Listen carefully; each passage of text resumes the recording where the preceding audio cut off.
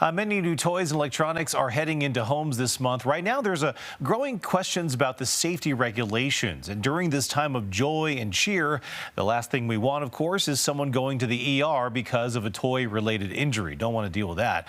Joining us this morning, Savannah Bernal with HCA HealthONE Swedish. Thank you so much for joining us.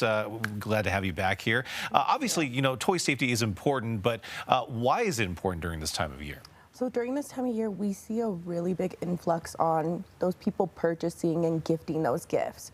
So it's a good time to really talk about those safety issues and make sure that we're giving a gift of safety. Yeah, all right, so let's talk more about safety. And in terms of the injuries as well, what are some of the more common injuries that you're seeing as a result of toys? Yeah, so a lot of things is we're not seeing the right toys with the right age groups. Okay. So sometimes we're giving out toys that are too small and can fit in mouths, and you see that swallowing or suffocation like that. Yeah. When I was a kid, we used to have these micro machines.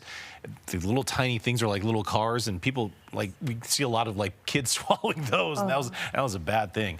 So what safety concerns come with buying toys online or perhaps secondhand toys? Yeah, so you want to always make sure that you're up to date with like the recall list. Toys should go through a certain specific to make sure that they're safe. Yeah. So sometimes those third party or those secondhand sales, they haven't been run through those safety protocols. So you want to make sure that those toys are safe and regulated. Yeah. If there was just maybe like one overarching safety tip for parents, you know, for this holiday season, what do you think it should be?